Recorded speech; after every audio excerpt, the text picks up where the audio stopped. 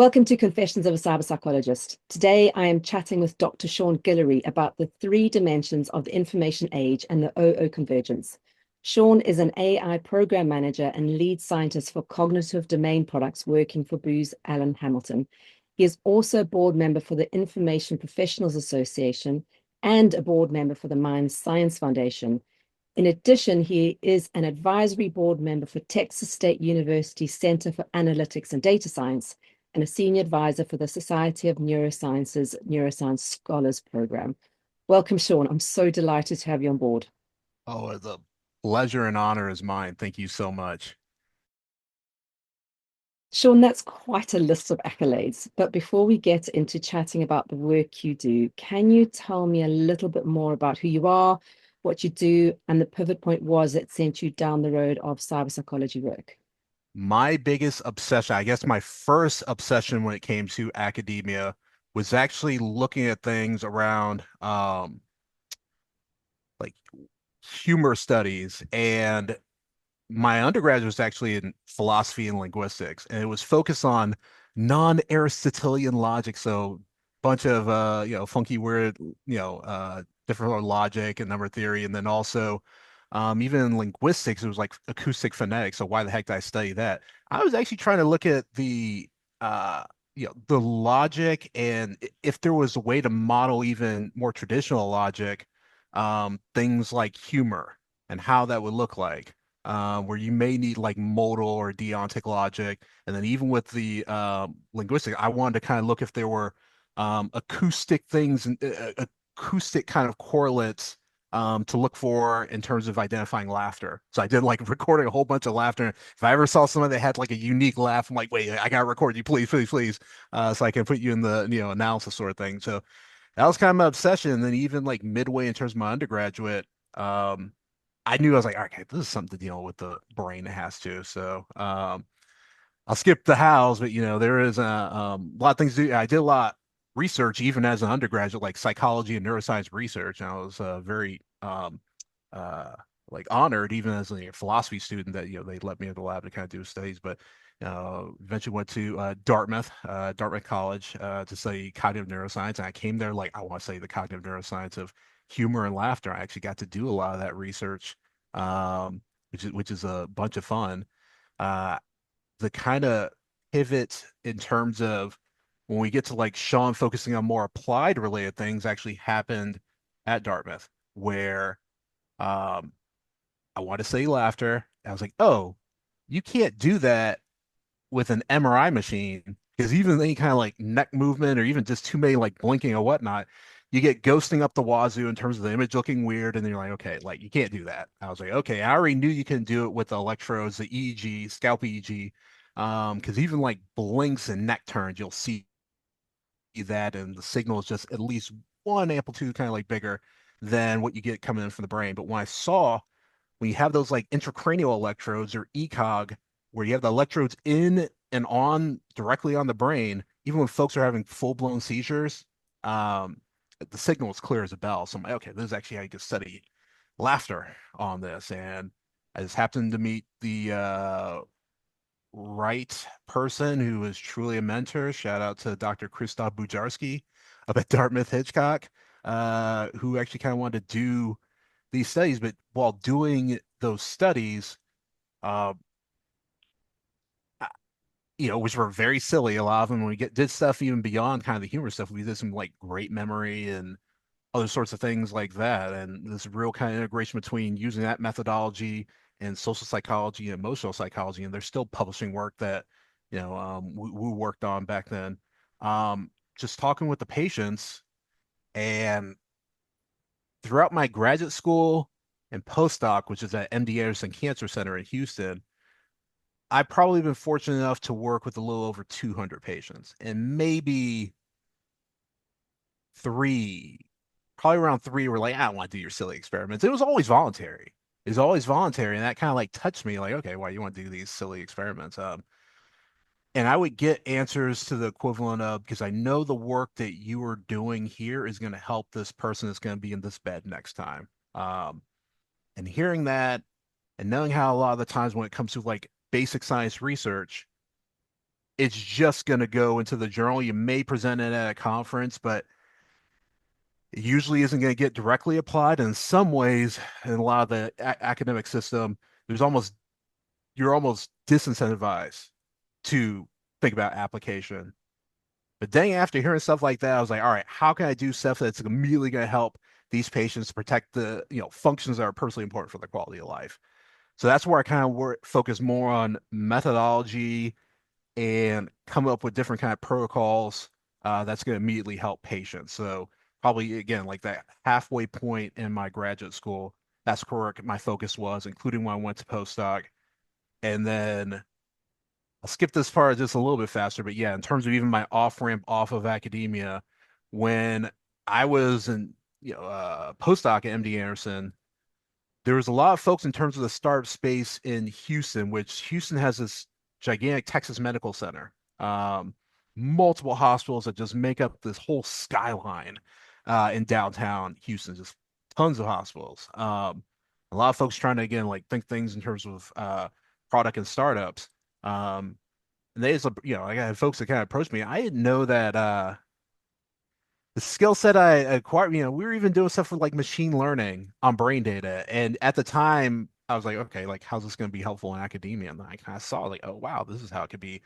I mean, outside of academia, when I saw like, okay, this could actually help folks. And where you're working in industry, you're working, towards this applied things at a scale that you're just not going to see in terms of like pure academia. So I kind of off ramped from there. And from that off ramp, I was like, okay, where else can this skill set of you know psychology, neuroscience, AI, and these other kind of methods, how can it be helpful in different ways? And from that, wore hat in terms of data scientists. I still have things that were published, at least I published them around in the Salesforce blog, and then when Sales Hacker was a thing, around like the psychology of sales, psychology of marketing. Um, and again, like the big thing on that is, when I kind of saw that sales was like psychology with the scoreboard, I'm like, okay, this is fun, and I'm hooked. So I wanted to be as helpful as that. And but how we get into like national security, um, actually, yeah, let me even because I want to shout this book. I actually want to kind of shout this inside, and it is better in terms of what I'm about to say, but at the time I thought it was just abysmal. I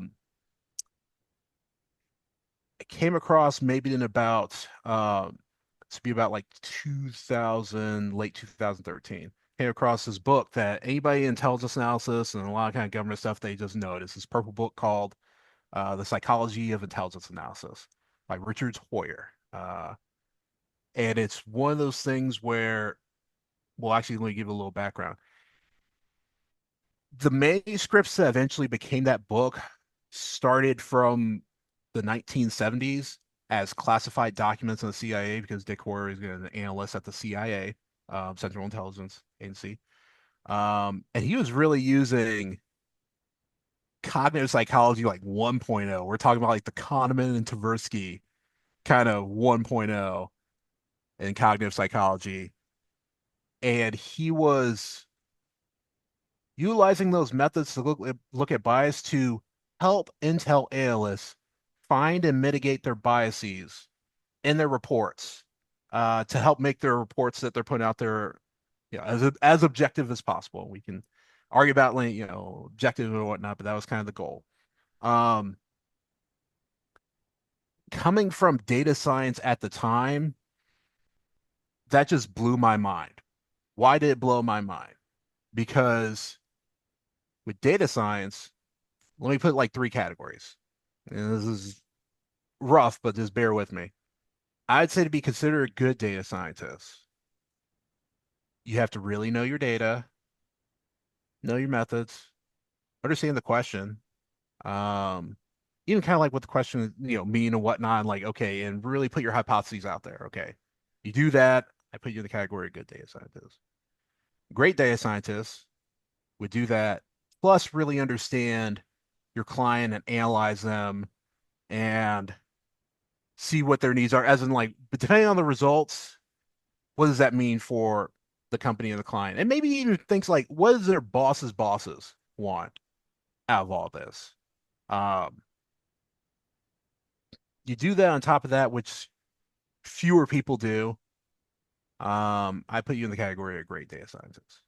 Now, the thing that I rarely saw, and now there are fields like ethical data science, ethical AI, responsible AI, that's getting to what I'm saying. But what I'm trying to say is, on top of those things I talk about that make like the great data scientists, putting that same scrutiny of analysis on yourself as either the analyst or the data scientist, I rarely saw in terms of, okay, why am I using these methods? Just because, okay, that's what Facebook and Google are using? Is it because we have the scripts here? It's just going to be quicker than me trying to have to figure out new methods? Why am I using this data and not others? Is it because of ease of use? What can it mean in terms of, certain kind of populations or whatnot getting excluded from that? There's very little thinking in terms of the biases and that same kind of scrutiny on oneself. So when I saw that intel agencies had this field of intelligence analysis methodology going back to decades, and they've always been working with big data as well. I reached out to folks that kind of do that kind of work, and I was just very fortunate that um, folks kind of reached back and kind of like showed me the ropes on that. So I was very thankful for that. I'll be quicker on this, but also in terms of things that eventually got me seeing things around cyber, first around social engineering, where I was like, okay, it's like applied psychology, and that's how these folks do these different kind of hacks. It's fun. Um, and even proto what they call adversarial machine learning, even though it was very low code, no code ways to mess with Alexa, um, kind of Siri at the time, or still when you can do put like big inflatable tanks in the desert and mess with the computer vision systems and satellites are kind of like low level kind of drones. And they think it's like actually a tank or whatnot. So it was just different sort of ways to hack and just probably show like just how absolutely fragile still a lot of these things around AI are. And there are more methods to kind of help shore them up. But yeah, but from there, kind of like the aperture opened up. I was like, okay, where else within defense and national security can this skill sets be helpful? I saw there was a lot, and this was also where I met a lot of great people who are doing these things all under different names. I still don't think there's like a blanket name for it. Like with the IPA, the Information Professional Association, they'll call it cognitive security. If you're NATO, you just straight up call it cognitive warfare. Um, but even just this broader sense of um, you know, what is warfare and kind of what it entails, I think is a little bit different and needs to be, and that kind of cuts through right what we're talking about with cyber psychology as well, and what folks in terms of shout out both to Marshall Rich and Eric Myers, that they kind of told me, because Marshall is going to focus more on like, okay, the adversaries thinking and how we can use that to kind of like mitigate them in different ways. And then Eric's doing phenomenal work in terms of how we can actually like protect our kind of cyber operators in that. And there's other kind of ways to go on that in terms of this space as well. And then yeah, I've just been uh very fortunately kind of like at the nexus of this and bringing in kind of like other smart folks I think could be helpful as well, and always shouting them out because it's always been a team effort. I've never done any of this stuff on my own. So yeah. So you're a cognitive neuroscience, and that's kind of your Mhm. background. That's where you come from. And you kind of operate in the cognitive domain, which I'm presuming is really about how our minds operate and how they change and manipulated in the kind of online and digital context. Is that true? Is that kind of how you see it? Is that how you'd summarize it? And how then is it relevant to what you're currently doing? I would say cognitive domain, you're going to see it mentioned in these, not just in US kind of like national security spaces, but you will see in terms of um,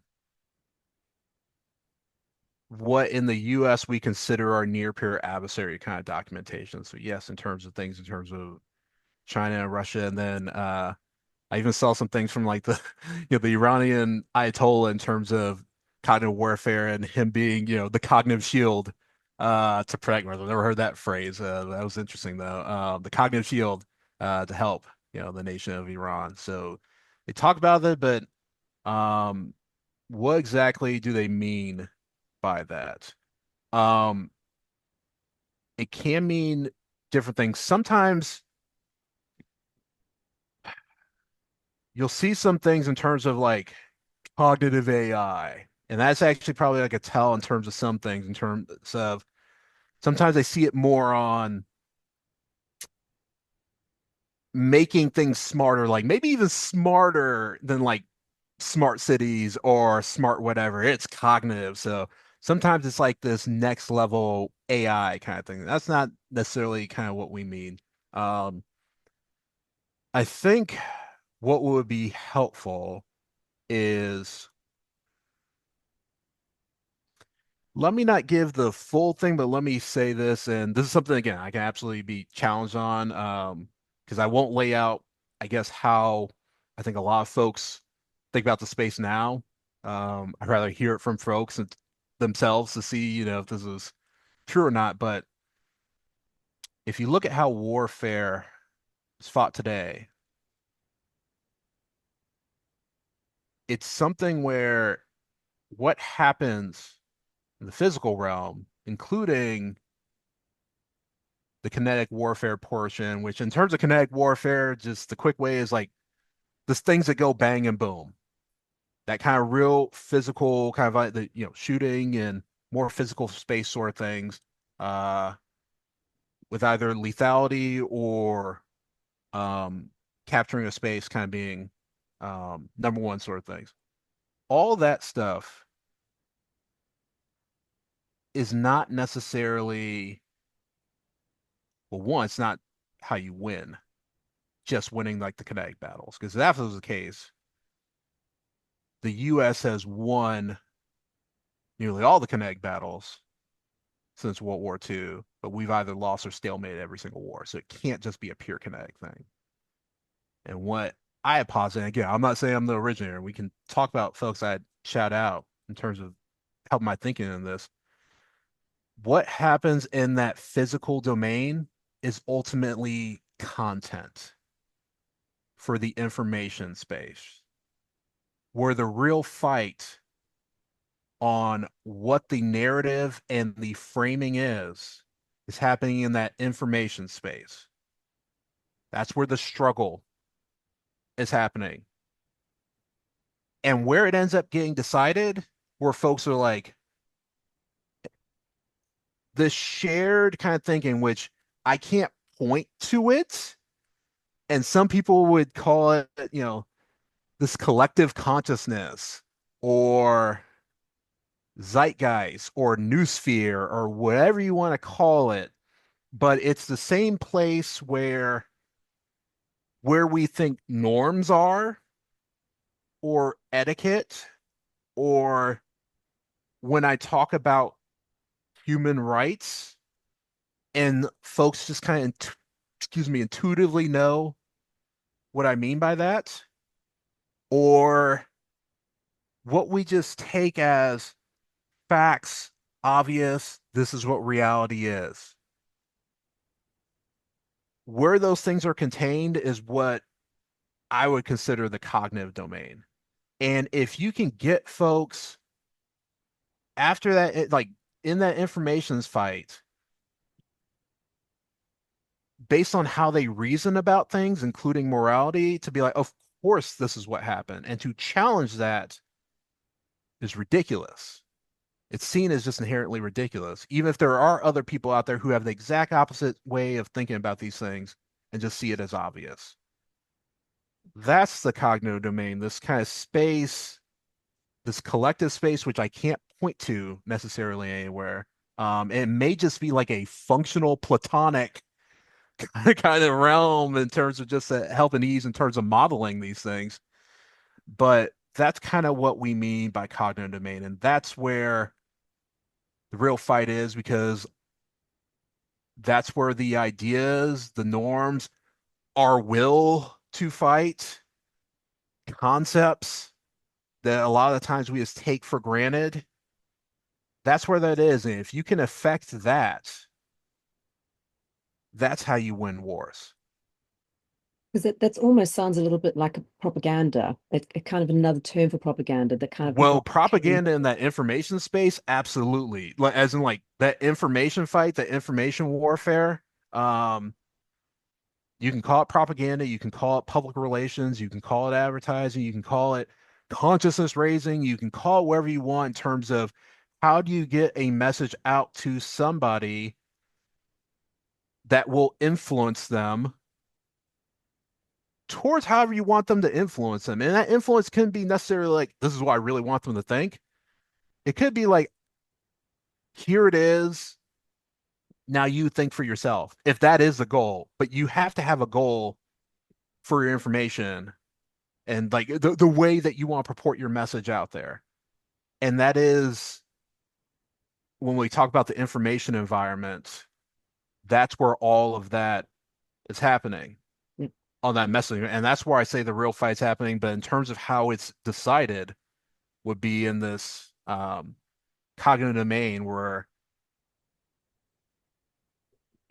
how we decide or what we think is right or wrong or obvious or how the world works, that's where all of that is contained.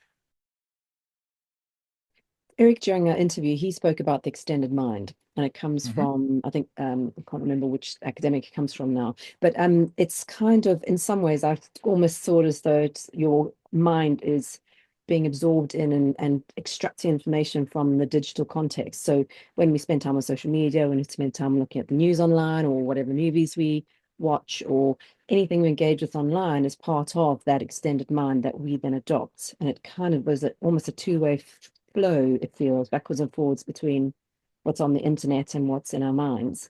And I'm assuming that from that perspective, that non-kinetic warfare is where, like you were saying, you don't engage with bad actors and enemy states physically, but Mm-hmm. it's how you manage that information flow, I'm assuming, and how you kind of interpret that and kind of stop the bad actors from engaging in negative information to try and win the war and the cyber war in a way, and help protect citizens. Is that a fair way of describing what you do? Because I think the insight that Eric actually has on the relevance of extended mind in this space is very important.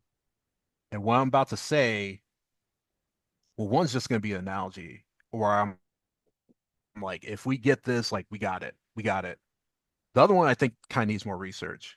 Um, so I actually start with the one in terms of like where I think we need kind of like more research. I think more and more, and I've been seeing this not only in terms of the US election, but our election as well, because they call it like the podcast election or whatnot. Um, this is I'm putting this out there for research, and if you or anybody else I tell you like, oh, Sean, they've already done this research, you silly goose. Again, I'd love to see it.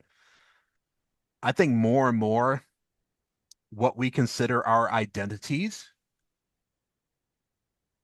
I think is getting more and more formed by our interactions in the information space and specifically like the cyberspace, the internet. Um, it may not be folks in terms of like our age, and it may be something that, I'm just seeing in Generation Z and Gen Alpha in terms of my kiddos. But it seems more and more our identities, it's not by the interactions that we're having in um, real life, physical space kind of interactions in terms of like that is what is really, how we kind of establish our identities. I think a lot of it is coming more and more from the information space, which is actually extremely important in terms of like a cyber psychology. So, because again, if it is that environment that now sets people identity, and identity is a core thing if we're talking about like that, how we did,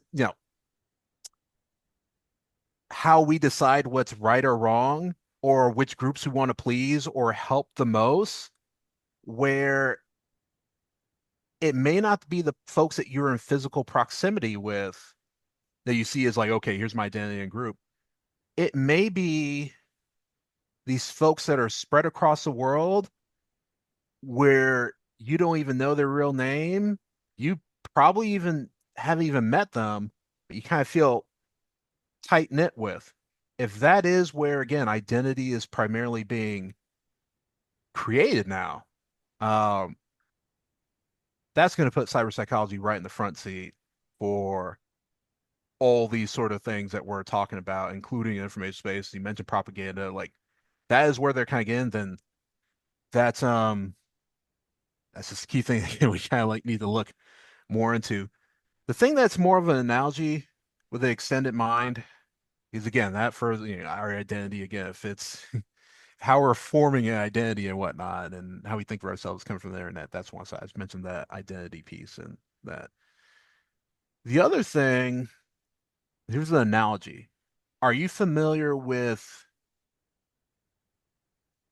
like mirror box training for folks who have maybe lost a limb and feel phantom pain? Yeah, I have come across Cool. that. That idea of, okay, they're feeling real pain. Where do you pinpoint it to? Kind of hard to tell, but it's this phantom pain. And this idea that you kind of put this mirror box that mirrors the limb that's still there, you move it, open and close it, and it helps with the phantom pain. That's essentially in terms of when it comes to these more digital identities. And even, you've had some great speakers in terms of like VR and therapy and VR and that. When you get to, again, that analogy of this kind of stuff in the cyberspace has that kind of same effect as that mirror box, where it really can, again, this pain or whatnot, and from these online sort of, means and the identity you establish online, that feels more real. That really gets more of the pain than what you would do in your real life. That's really where I think you're at the nexus. And again, both of those things really help out in terms of the extended mind case I think Eric Yeah. is putting out there. But I use a mirror box as more of an analogy of like, okay, when we get to that spot where some of these kind of virtual kind of therapies are true mirror box, um, where again, I'm extending my mind to that. And again, like same way you open and close, uh, I see that and go, oh, okay, that's actually my real limb.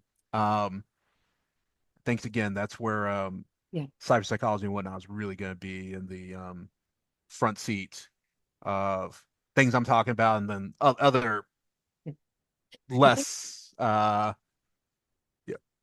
warlike things, I suppose, as well. Absolutely. And I think as general people, we think that we kind of almost in control of our minds, but we don't realize how very complicated our minds are and how sometimes it kind of tricks us. We don't realize how our mind operates.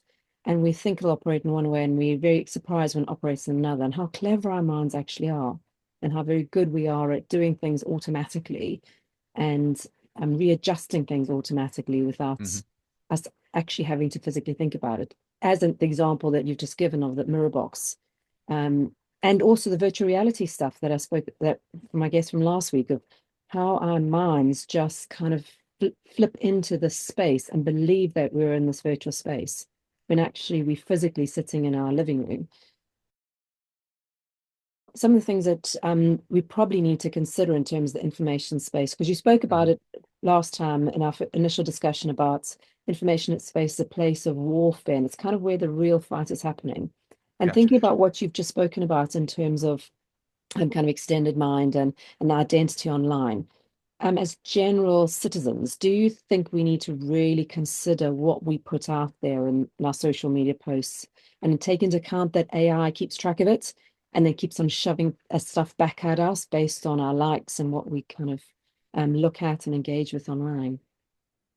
Yes, for both. And I would probably split up, even though, again, adversaries and former line actors or even just scam artists, they're going to use your data also for kind of like AI means. But there are folks in terms of just, AI companies that just want to mine and take your data in different ways. And again, I don't want to besmirch, but, like their time in court and, it's here and kind of like coming in terms of how much you can do that with people's data. So I'm not going to comment like one way or the other in terms of if it's right or wrong. But yeah, in terms of I'll talk about the AI and then we'll get back to the how adversaries may use it.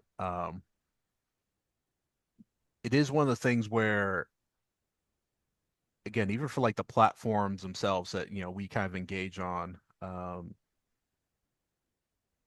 I'm get well, yeah, I'll say it out loud just in case it is kind of a new thing for this audience. Again, it's one of those things where there is a separation between what the user and the customer is, and again, we don't pay for a lot of these kind of like social media related things unless you want to pay for the blue check mark on X. You are either again like if you're not the one paying, you are the product. You're the data, and they kind of have for you to use our platform and use for free and have all your funsies and maybe even make kind of like a career off of it in terms of marketing, whatever you want. They're going to use your data however they want, including in terms of AI related things. And It's yes, that, there are very important things in terms of other countries and more folks in adversarial ways want to hurt you, but a lot of that's more coming from like the the platforms themselves, and we could talk about like how they use it or not. But I think you want to say something, and then I'll talk about like more how adversaries and whatnot may want to use just your data in general. yeah. No, I was just going to say, in terms of the social media giants, they kind of take your data as part of the user data, Yeah, user so there's engagement. that you click OK real quickly. Yeah, Exactly, because how many people actually read those user agreements and you just go, yeah, whatever, I want to just post my photos and get everyone to like it. I But gave away my and then firstborn. Yeah. yeah, and then you kind of and then there's a number of people who get really cross about the fact that they feel like they're being listened to or heard or Hmm. followed or that their data is being used. But as you say, either we pay for the product or we are the product. And if we're going to engage in social media, and then we have that's part of the agreement is our data will be used. Absolutely agree.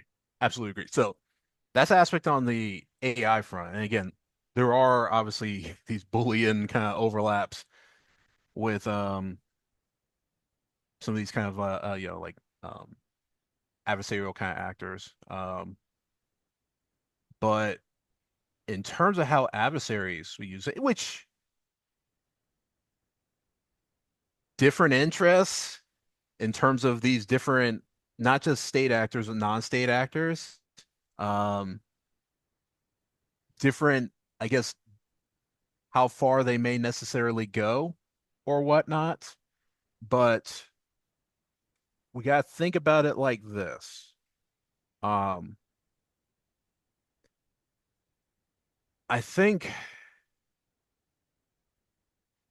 especially if we're talking one-on-one, one nation versus the other.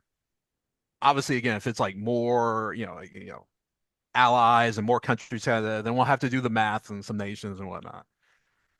But on that kinetic front, be it land, sea, air, space, on the kinetic bang and boom front, even if some countries have more soldiers or whatnot, I think it's very safe to say there's not a single country that wants to go like one-on-one on that regard, on that kinetic front with the United States of America.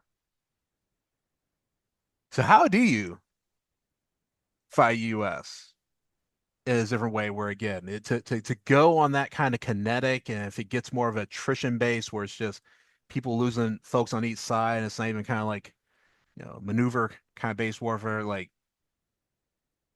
the US is going to win. I think folks know that.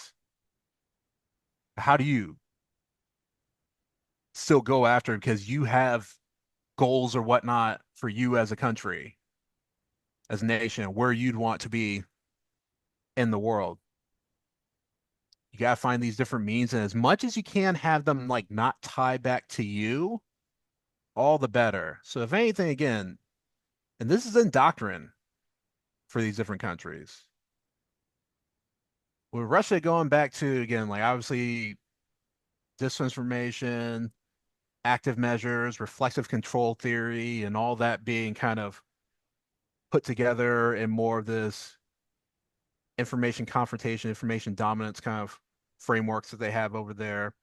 With China, you can look up things around three warfares in terms of that lawfare, public opinion warfare, and psychological warfare. Notice again, there's not a fourth one, even though they have a huge standing army. That's not like, okay, and then big standing army now. Those are the three warfare. And that's what they think again, like that's how to fight. You fight in this information space. You fight by making the biggest voices out there not want to challenge your country or face getting boycotted or whatnot. You do it in different ways where they threaten you, you know economically, and then on the information space, um, the more you can you know get folks to believe these things or to just have folks in your country or whatnot attack each other as much as possible, um, and focus on that and not focus on maybe what other folks or whatnot are doing in different countries that It's may kind of a not be. distraction. It's a distraction So strategy, there would isn't it? be a lot of distraction, denial. There's a lot of D's involved in terms of um, the deception, in terms of the space, and that's really how it's fought, including for like the kinetic battles out there, where even with stuff with Russia and Ukraine, I've on both sides, there are folks that there's gonna be folks that I'm like, whoa, okay, like I don't know about all that. But on both sides, I know folks that I would feel like are relatively reasonable people, and their reasonings why US and other countries should or should not help. Um, and that's how it's fought, because as soon as aid is taken away and fund is taken away from many of these sort of things, that will obviously hurt. Um, but how are those kind of decisions made in terms of, if we will or will not do that? Some of it is at the ballot box. Some of it is um, more and more. And then, we talked about like, I just mentioned the podcast election, but some of these more non-traditional sources, um, they're just out there. They have a voice. That is something that kind of influence, even these folks like higher up in power as well. That's not necessarily coming from a government intel source or you're kind of like experts on that. There's other blogs or other kind of voices that people are listening to on that. And if those folks are um, wherever their agendas are, or they're being influenced in terms of, in terms of who they get their information from in different sort of ways, including foreign actors, Yeah. that could So they be could be not seeded. a great thing. Yeah. So they could be seeded information that's not true or is kind of false information, and that's what they pick up and then feed on. Correct. And there was, I mean, the one that's kind of public is that Department of Justice in the U.S. They put out on that Tenet Media, which was more um, right wing kind of sources, and the creators may have not uh, known or whatnot who the funding was, but the folks in charge, like the two people in charge of that Tenet Media, they sure knew that it was Russians who were like paying the bills and telling them what to say on these different things. Um, so even if the folks kind of didn't know, and uh, one would imagine that's not the only kind of operation kind of out there like that, where careers and whatnot that do have influence in terms of different kind of voting bases or even earpieces to elected officials. So what I'm taking out of what you're saying is that there's a lot of information out there that we're reading, and Hmm. engaging with, and are coming from people that we may possibly trust because we watch their podcast or we read their blogs or we think they've got a lot of kudos and power Hmm. in the online space, and we just take on board what they're saying, and yet we don't kind of consider that actually what they may be fed may be coming from bad actors, and they just don't know. So we need to be a bit more vigilant about everything that we listen to and believe necessarily to be not everything is genuine potentially. Correct. And it's just hard to pull apart that. And Yeah. the only things I mentioned right there were the like nation state foreign kind of actors, which, that's kind of what we're tasked for look at. There's many of those instances where, in terms of like someone's own nation, their own kind of speakers, or like where the calls coming from inside the house too. Um, Yeah. in some ways, those are even harder because a lot of these kind of governments, at least in the Western world, like in the U.S., we that kind of on U.S. citizens and the folks kind of side. That's why it's kind of um, untouched, and that's why I would consider defense in this space on the US end is so hard because what we've been talking about right here, like the space around the information, it's inherently political. And with Department of Defense or intel community not wanting to be as nonpartisan as possible, I think that many folks truly aim for that. And if they're aiming for that, and then this very inherently political space, they don't want to touch it with the 10-foot pole. But what does that actually mean for the citizens that actually get exposed? Like, where is the defense in that? Um, versus the flip side, and this is not a kudos, but it is showing the difference. As much as countries like China and Russia throw information over the fence to different countries to influence, and their number one focus is on their internal information environment and defending it from outside sources. That's number one. Um, so even more than again what they may put out there, it's focus on that kind of defense. Now, in terms of crushing, in terms of like free speech and thought, yes, those are the kind of things we need to talk. That's why I say I'm not giving kudos at all on that, but I am showing the difference between their number one focus on the defense. Why are they defending again? Like, is it all out of the goodness of their heart or whatnot? We can have that kind of discussion as well. But in terms of protecting them from outside voices and sources, that's number one. And on the US end, while we will talk about how we're being attacked, we'll talk about how we're countering the information as much as possible so it doesn't hit the population. And then there are places in terms of more on like classified environments where we may talk about like our kind of offensive capabilities. But that defense component, as in once the information is in, how do you actually protect the citizens or whatnot? It's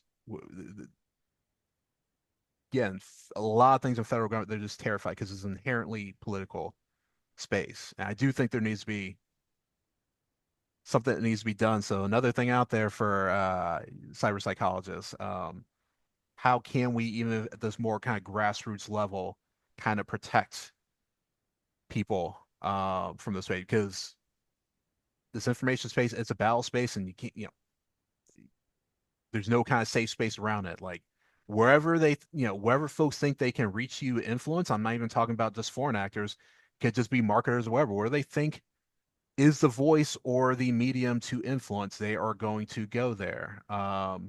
Obviously, some with better or not good intentions with that, but it is a battle space where they are looking to influence. And again, I'm pushing aside, like advertisers and whatnot, even though we can talk about some of their means and whatnot and how some of their means are much more potent And I would say even in terms of like this kind of military, nation state kind of messaging around it, but still one big battle space in terms of influence. And some of those folks have the kind of goals to um, subjugate and subvert one's nation as much as possible for their own better means.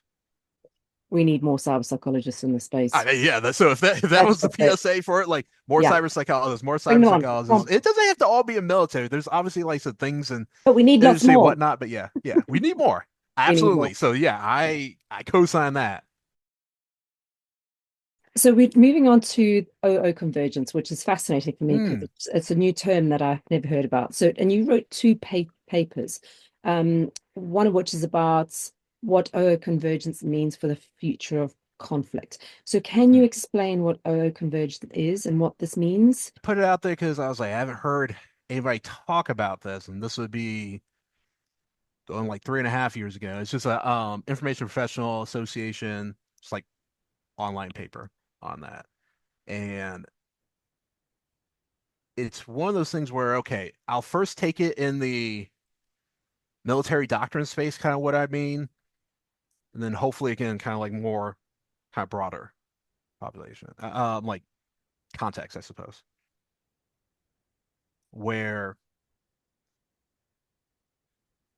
talked about some of the different domains, land, sea, air, space, cyber, but even more broad in terms of joint doctrine, they talk about three dimensions in kind of like our bigger information space. One is the physical dimension, and that would kind of be all the land, sea, air, and space, but against the physical kind of material kind of portions of that. There's the virtual, should kind of be more the online sort of space, and then they have a cognitive dimension. And the idea of O convergence is one where there are technologies, be it AR, VR, and these different sort of human machine teaming aspects, things that, again, like, in terms of the extended mind, like, okay, this really feels like a part of me, and like, I didn't like it's making these different dimensions, these physical, virtual, and cognitive, almost converge into one, where it's almost hard to tell. This is more of a goal, or at least a trajectory, maybe not necessarily a goal for some folks, where it's going to be very hard to tell in the nearest future. Okay, I see something in front of me. Is this an actual physical thing in front of me? Or is it from the virtual space? Or am I just like thinking about it right now? And it's not even there. That's going to be harder and harder to tell. Better the graphics get, the more kind of immersive things feel.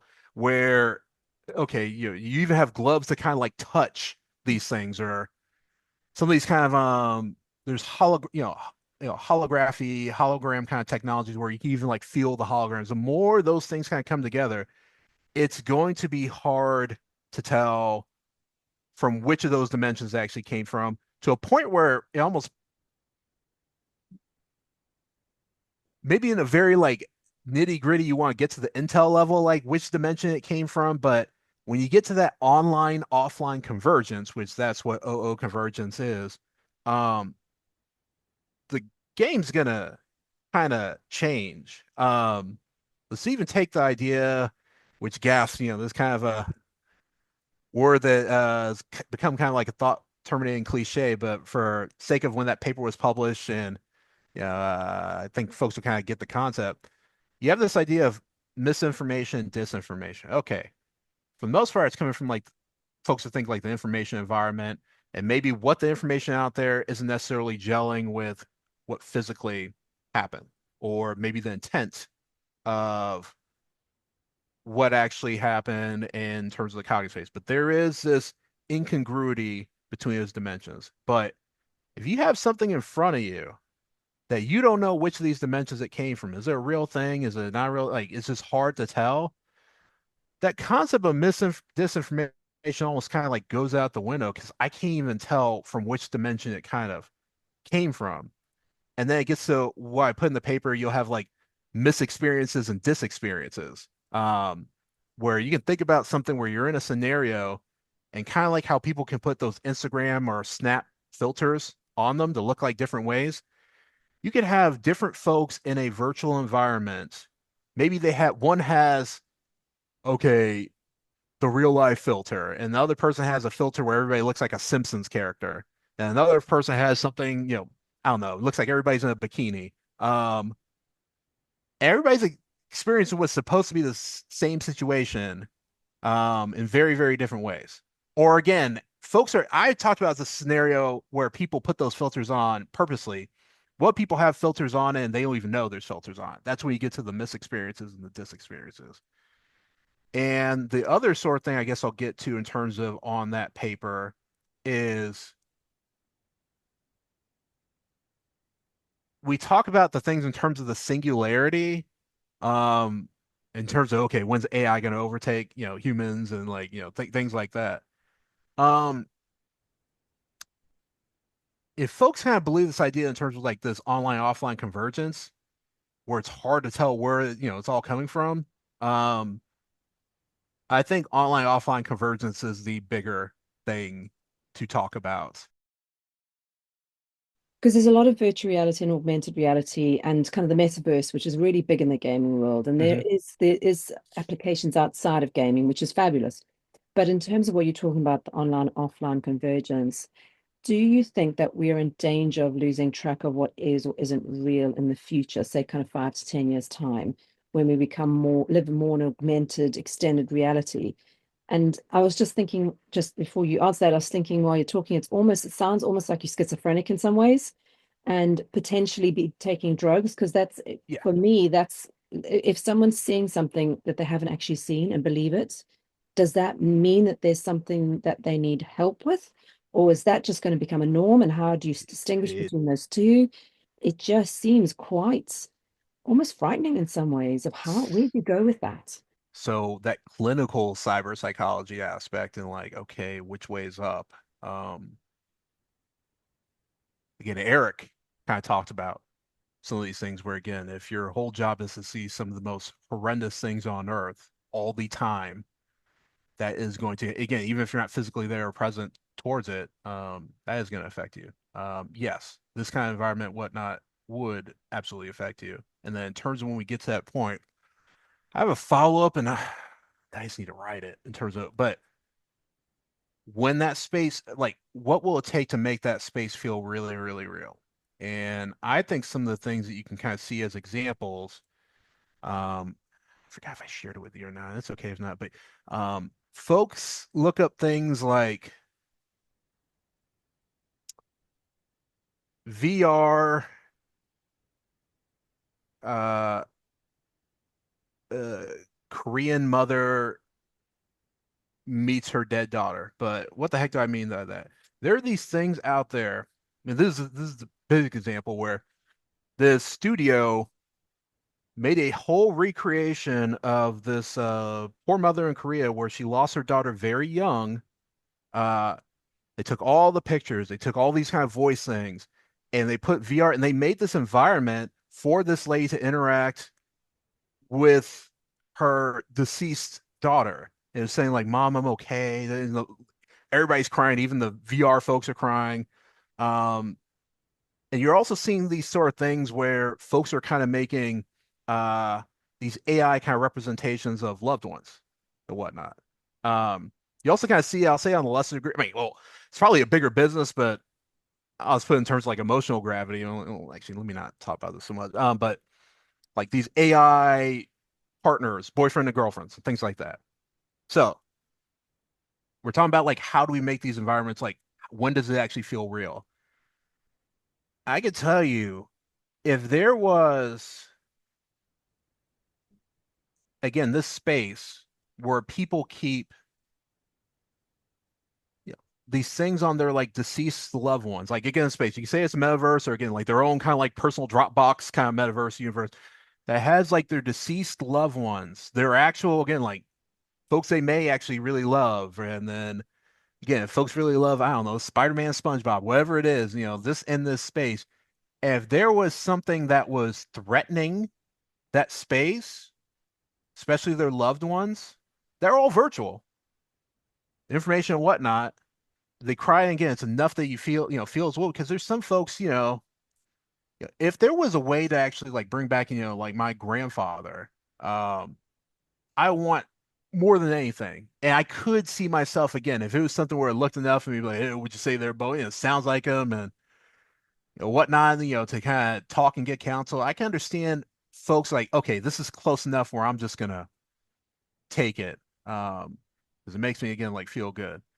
If there was a threat for someone to like permanently erase those kind of virtual identities in that space, that actually may mean war, or at least physical violence, actual murder in the metaverse and being charged for that.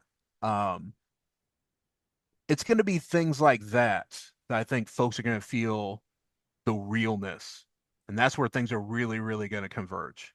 Um, where you can make like a whole wage in quote unquote the metaverse or whatnot.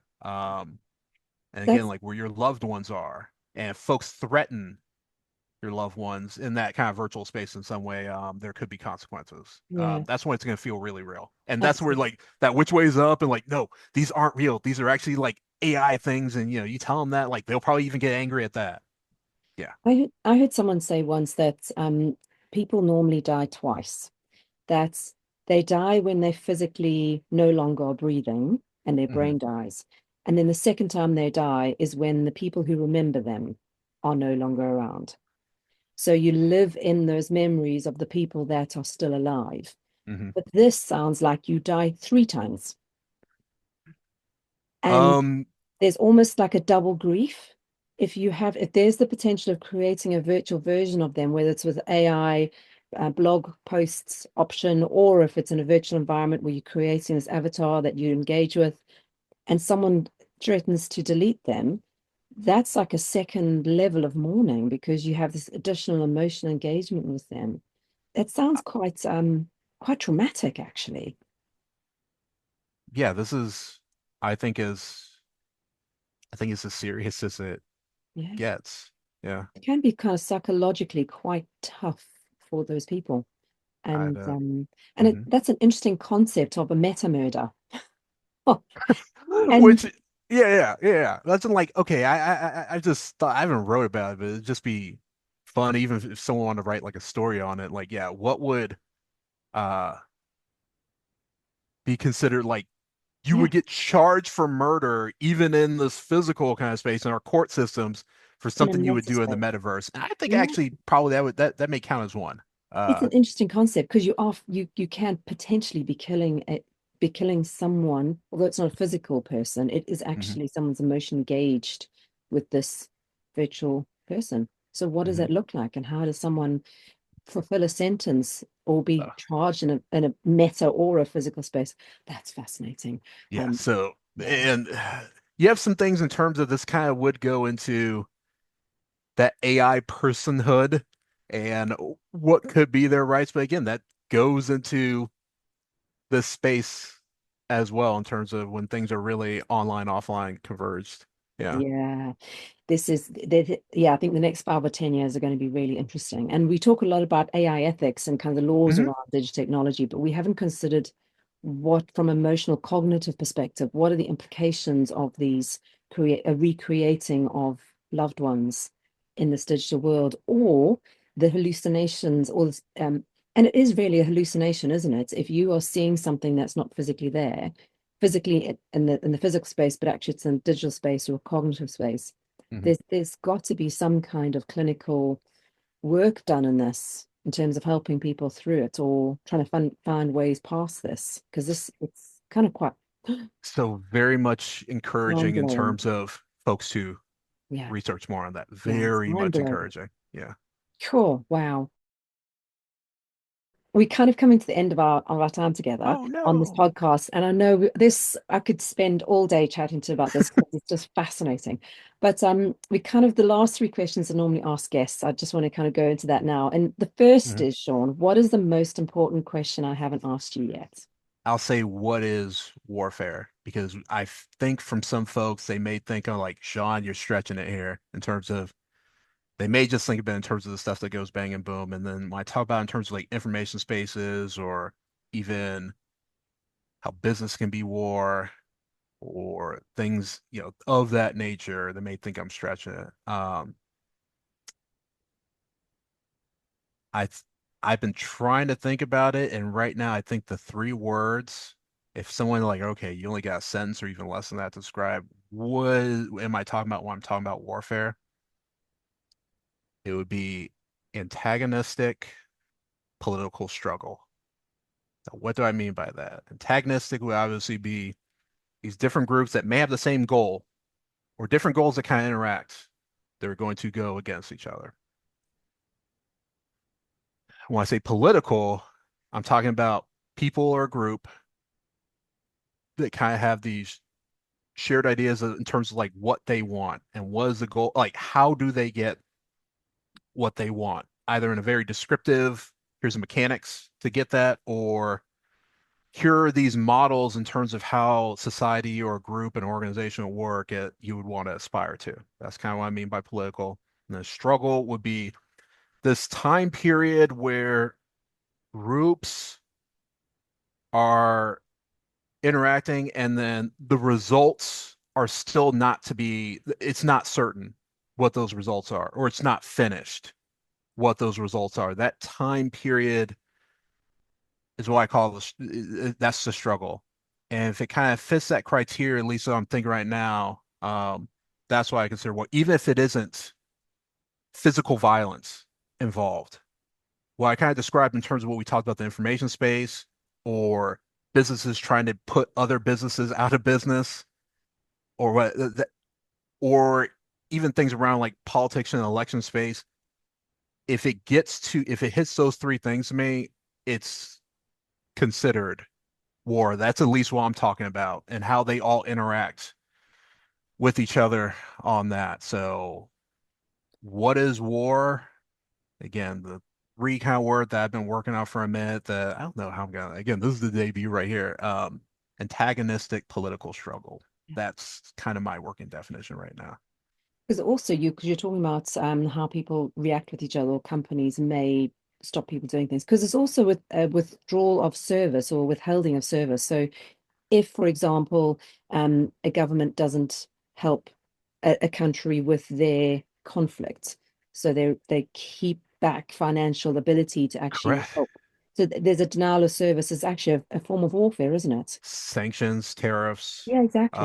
Yeah, I mean, that can have the same effects of the carpet bomb. yeah. So it doesn't have to be a physical act towards a country. It could be a withdrawal of a denial of service, saying, Yes. no, we're not going to help. We Hmm. keeping to ourselves. And it's kind of, in some ways, I guess, is what happened with America in the Second World War, is they tried to stay out of it.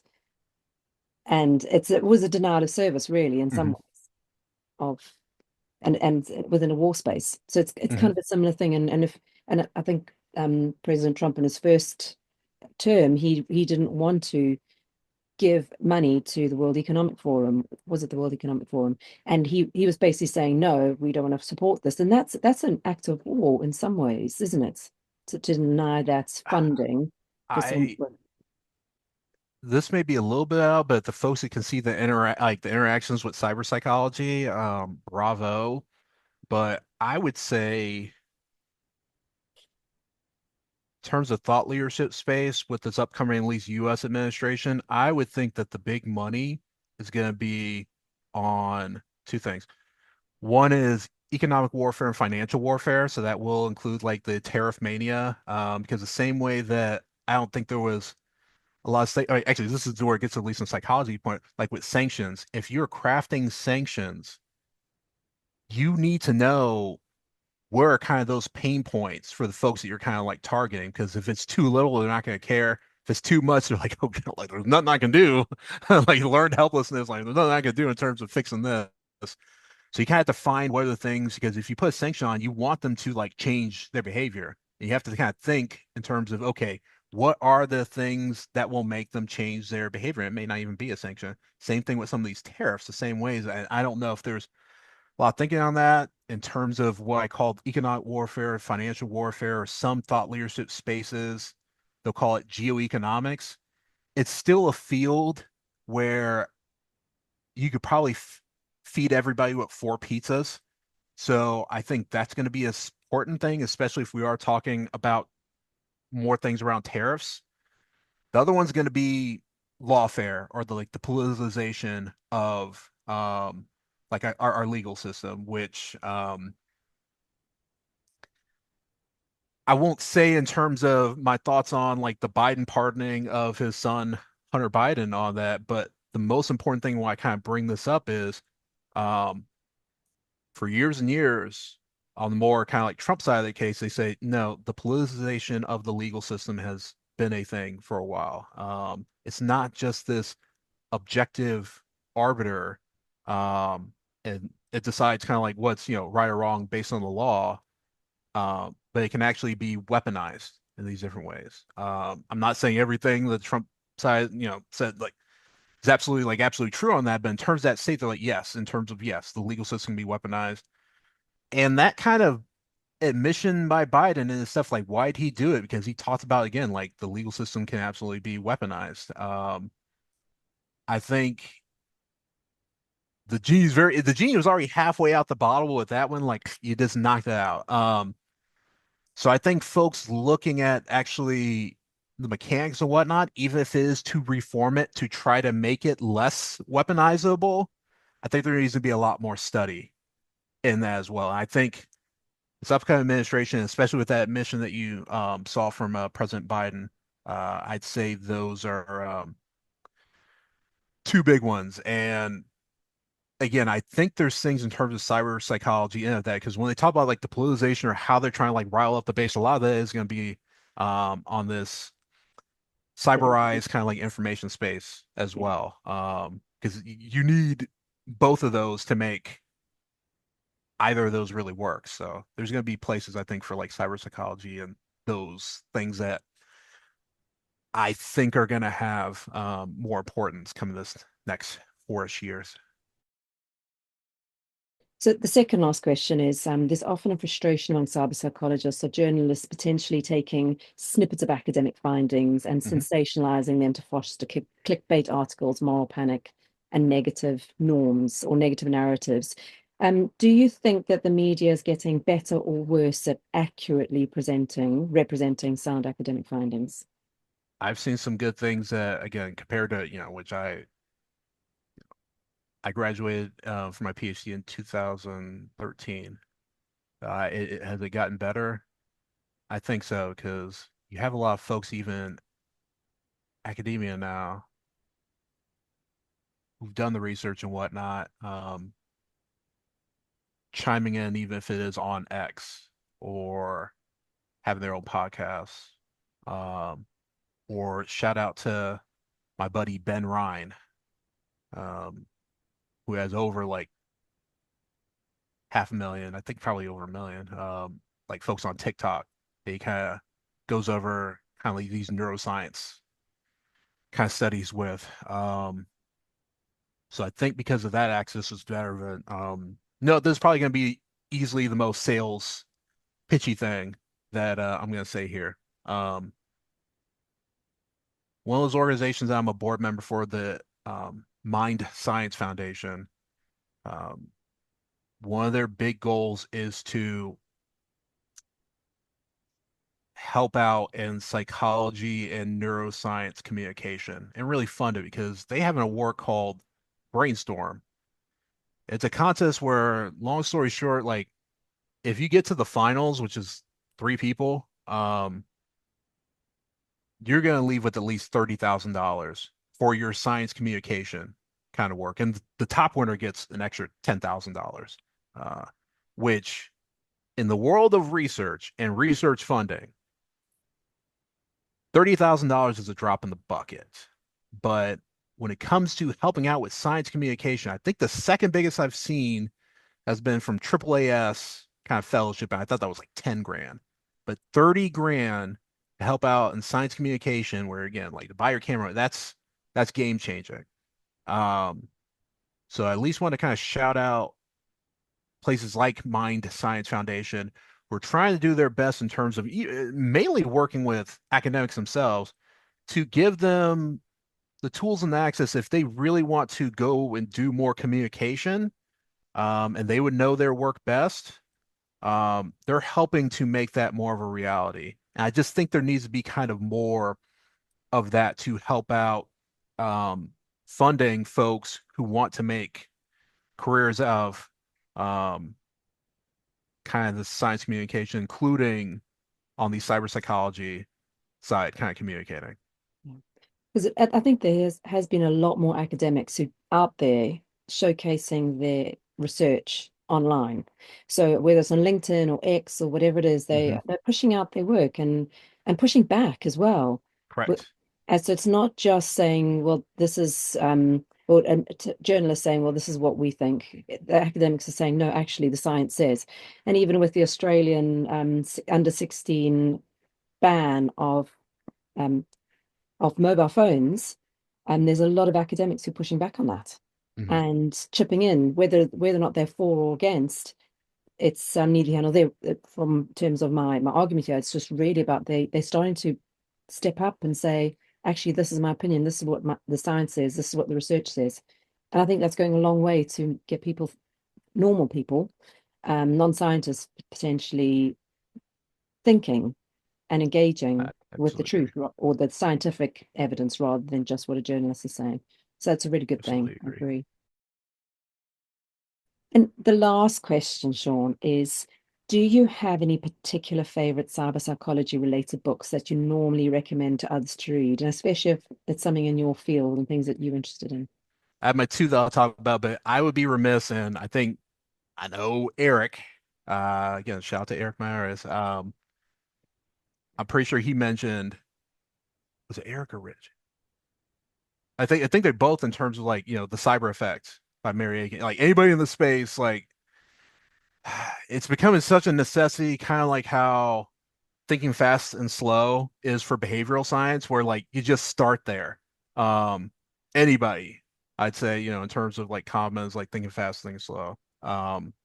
Just get it's like to that point. So I'd say again, I'd just be remiss not to just bring that up and kind of like, if you, I don't know if you're going to do a tally when you get to like a certain amount of episodes, like, okay, here's the most recommended books.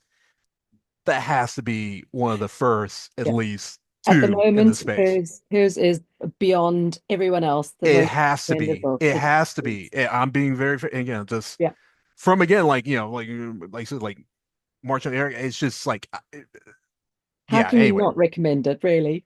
so I had, so again, so that was a test, credibility test right there. If I didn't, again, like just shame on me. All right, two weirder ones in terms of more of my space. Let me make sure again, like on the camera or whatnot. It's gonna be backwards, of course. The weaponization of everything. All right, this one's fun. In terms of some, well, I want to be, and this is also why I came up with that definition of antagonistic political struggle, because even with myself, I sometimes afraid of like, all right, I don't want to say everything is warfare. Then it just like waters down the word beyond. I want to say everything is, but can anything be used for warfare? I actually would say yes. And that's the kind of things that they kind of talk about on the weaponization of everything. Just these very like non-traditional ways that folks are using it for kind of political gains. And what I also really like about this book, let me just show it again for folks. Ooh, la, la. He does a real kind of like dollars and cents on some of the costs, which is probably my third biggest obsession right now. Because you know, if we're using you know $1 million, $2 million a pop missiles to knock down drones that are 20 grand, like what are we doing? What are we doing? So some of that kind of costs kind of analysis and like different ways to kind of do these things, I think Mark really gets through that. And again, I just love that book. So in terms of the this kind of space, which the unnamedness, even though I talked about just general warfare, is kind of going to go into the second book. But I think Mark really provided that intro into what do I mean in terms of warfare. And again, I'm not saying everything is warfare, but a lot of things are unexpected and a lot of actors that may seem innocuous, which I think I told you this before. I don't think he mentions the Swifties in this book, but why is tell people, and I mean it with all my heart, I get less and less laughs the more kind of years I mention it. But in terms of if you're talking about like information operation, information warfare groups, including state actors, if the Taylor Swift fans aren't in your top 10, it's not a real list to me. And the fact that again, you can have these like bevy of fans that again, they've had like political effects, and that should not be discounted. Um, that kind of thing where like a warfare force or whatnot can like come from everywhere and have you know maybe means or goals that some folks don't think is serious, but yeah, they can be very potent indeed. So I think again, I wanted to shout out in terms of Mark. This other one is called Alchemy by Rory Sutherland. Rory Sutherland is kind of, in terms of like the Ogilvy behavioral science folks, in terms of like the thought leadership, he's kind of seen as, oh, the wizard, I guess, in terms of alchemy.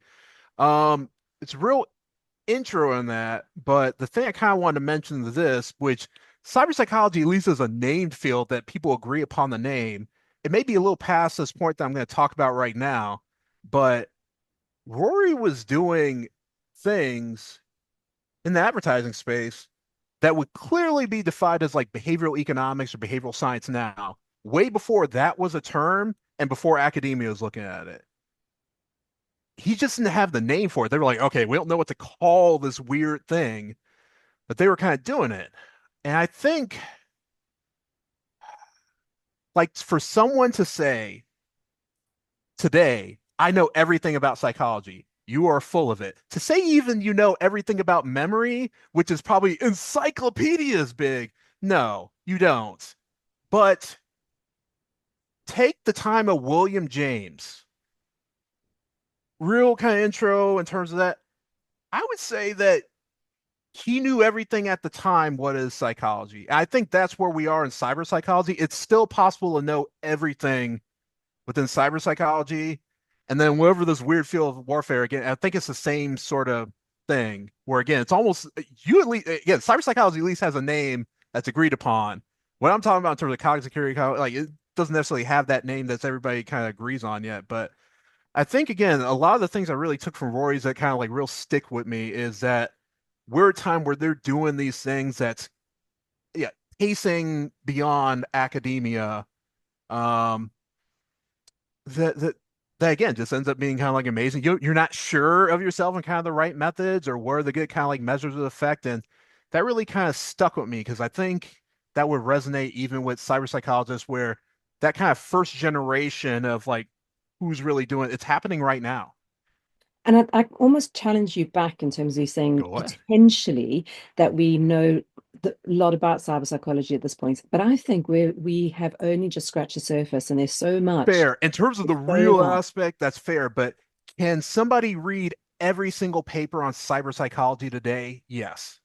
Sure, they can, but then you also have to ask, yes, if it's termed cyber psychology, yes, but I think there's a lot of stuff that is not termed cyber psychology that Fair that you can go actually back to in is, terms of like social psychology and yeah. like Or even personality. So that's cognitive fair too. science. That's fair too. So it's Yeah. because even with my master's, I took things from completely different fields and brought it into my master's research because Fair. it was how we behave as humans. And yes, we might behave slightly online versus offline, but actually, as you talk about the online offline convergence, the way we act now is just both and what we do offline impacts our online and vice Mhm. versa. So I think we've got so much more to learn about this, and I think there's so much that we haven't even started integrating into this whole understanding what cyber psychology is and how we act and how we react around the online world. And, and I Fair, and, fair, fair. Fair, and fair, I fair.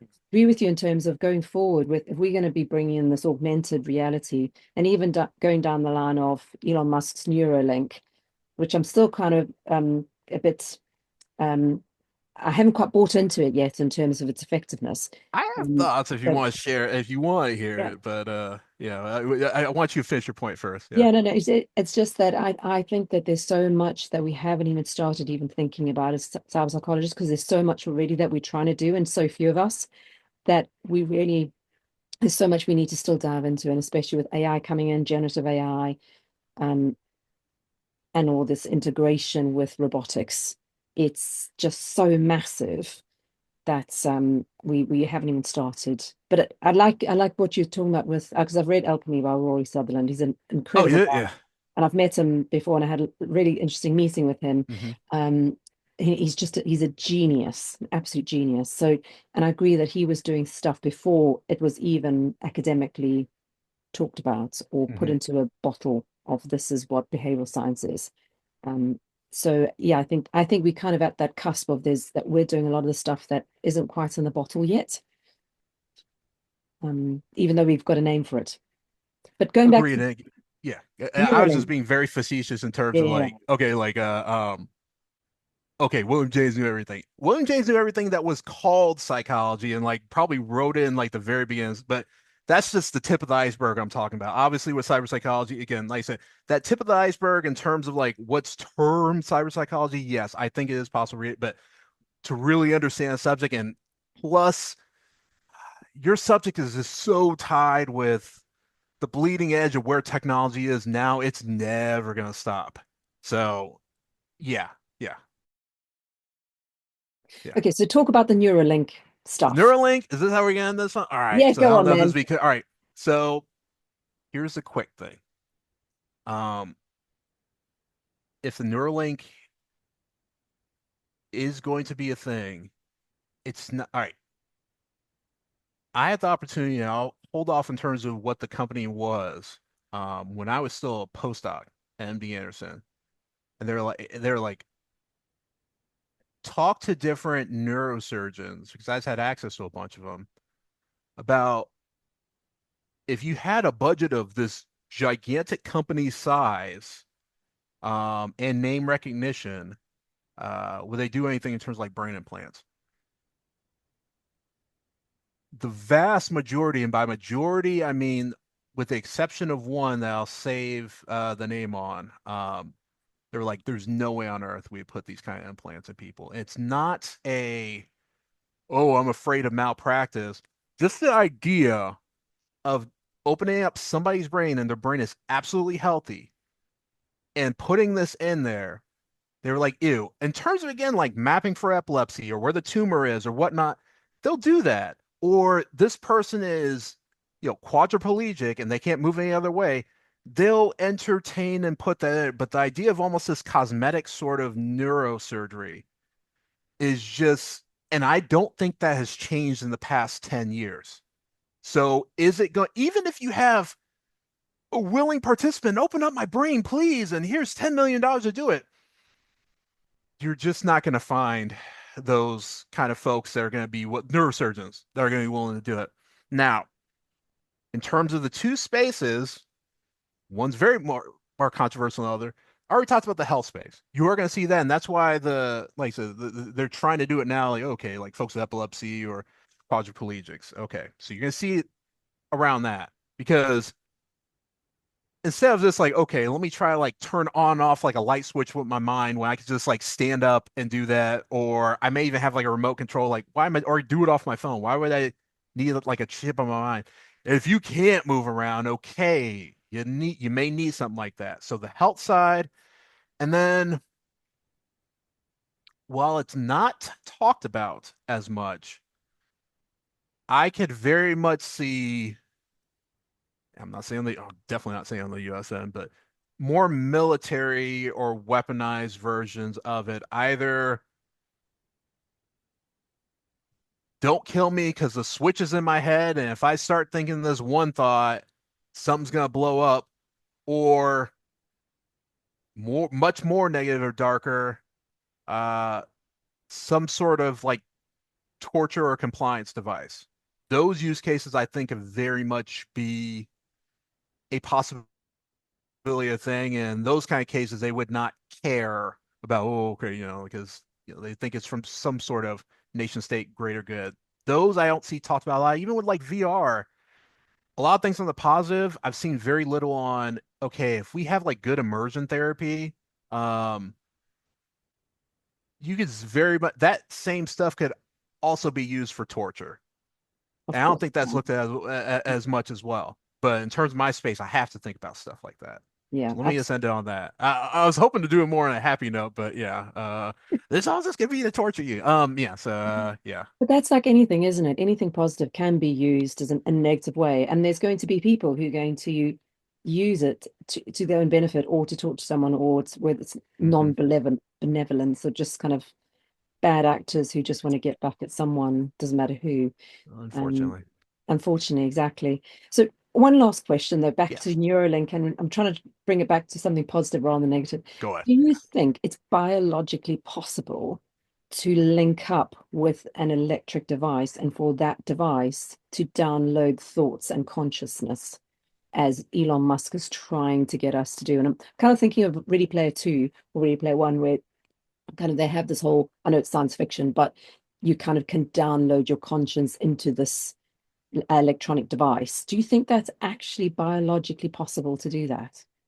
I will say yes, but not without the complete consent of the person who's like linked up to it. So what the heck do I mean by that? There's a fun line of research called past thoughts. It's like passwords. It's what your thoughts. Again, like EEG electrodes. Great work coming out of this lab in Berkeley. Uh, it's not even that hard. If you get like 500 good trials, like on two electrode, just like cheap kind of like no sky kind of like two electrode kind of setup, 500 good trials, which in EEG means you probably want to do at least like 2,500 trials. So you can get like 500 good ones. Basic Bayesian, which Bayes kind of, okay, cool, cool. Like a Bayesian kind of classifier in terms of like machine learning. You're going to get something that works pretty good. And it's something where you have to think the thought over and over again, put it on where it is on you. And you can even tell the person, like, all right, I want you to put your electro right there. And here's my pass thought. That's me jumping rope. It's probably not going to work for the other person because your brain's, there's some particular areas and whatnot, but it's for you and it'll work for you. And it's very consistent.